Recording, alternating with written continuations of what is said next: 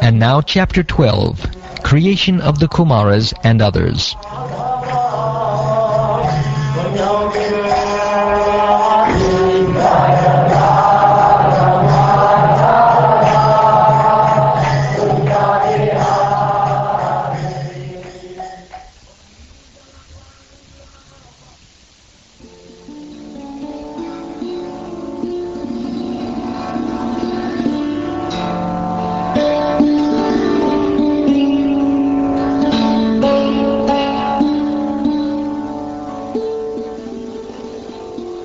Sri Maitreya said, O learned Vidura, so far I have explained to you the glories of the form of the Supreme Personality of Godhead in his feature of Kala. Now you can hear from me about the creation of Brahma, the reservoir of all Vedic knowledge. Brahma first created the nascent engagements like self-deception, the sense of death, anger after frustration, the sense of false ownership, and the illusory bodily conception or forgetfulness of one's real identity. Seeing such a misleading creation as a sinful task, Brahma did not feel much pleasure in his activity, and therefore he purified himself by meditation on the personality of Godhead. Then he began another term of creation. In the beginning, Brahma created 4 great sages named Sanaka, Sananda, Sanatana, and Sanatkumara. All of them were unwilling to adopt materialistic activities because they were highly elevated due to their semens flowing upwards. Brahma spoke to his sons after generating them. He said, My dear sons, now generate progeny. But due to their being attached to Vasudeva, the Supreme Personality of Godhead, they aimed at liberation, and therefore they expressed their unwillingness. On the refusal of the sons to obey the order of their father, there was much anger generated in the mind of Brahma, which he tried to control and not express.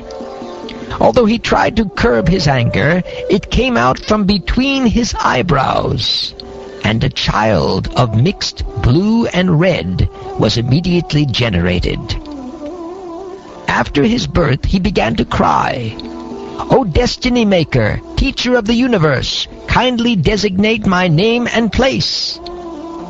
The all-powerful Brahma, who was born from the lotus flower, pacified the boy with gentle words, accepting his request, and said, Do not cry. I shall certainly do as you desire.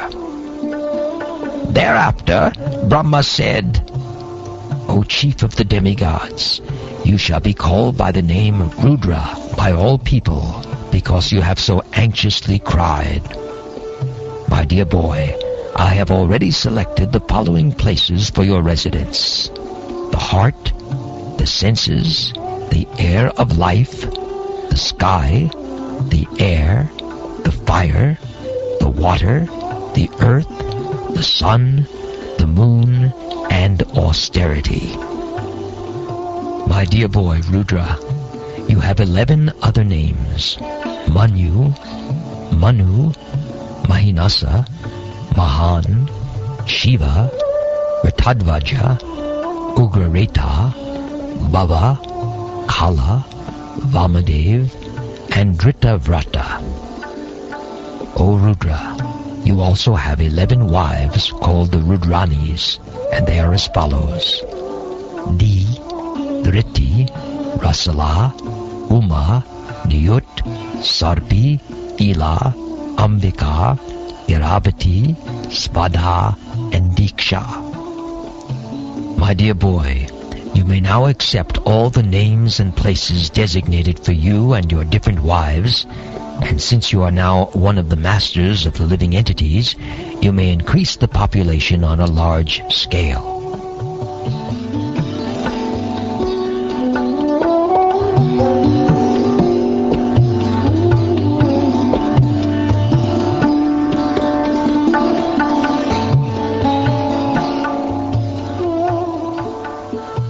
The most powerful Rudra, whose bodily color was blue mixed with red, created many offspring exactly resembling him in features, strength, and furious nature. The sons and grandsons generated by Rudra were unlimited in number, and when they assembled together, they attempted to devour the entire universe. When Brahma, the father of the living entities, saw this, he became afraid of the situation. Brahma told Rudra, "O best among the demigods, there is no need for you to generate living entities of this nature. They have begun to devastate everything on all sides with the fiery flames from their eyes, and they have even attacked me.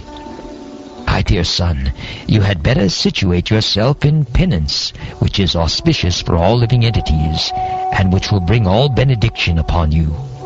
By penance only shall you be able to create the universe as it was before.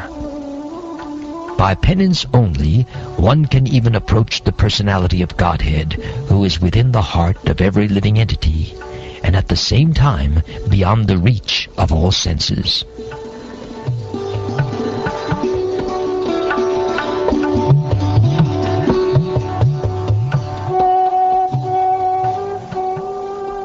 Sri Maitreya said, "Thus Rudra, having been ordered by Brahma, circumambulated his father, the master of the Vedas.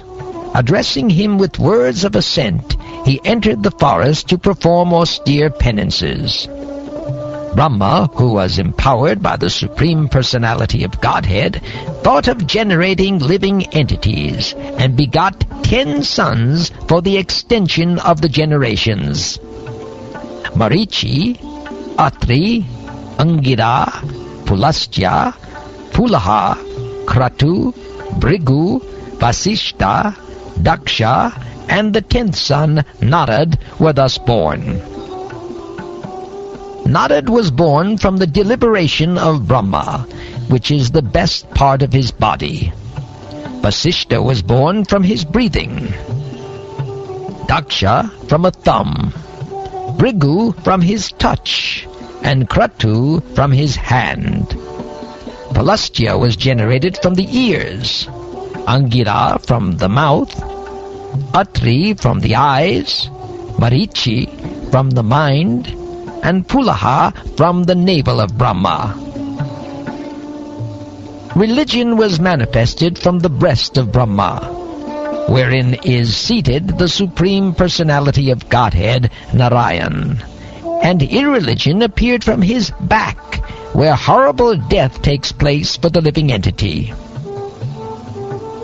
Lust and desire became manifested from the heart of Brahma, anger from between his eyebrows, greed from between his lips, the power of speaking from his mouth, the ocean from his penis, and low and abominable activities from his anus, the source of all sins.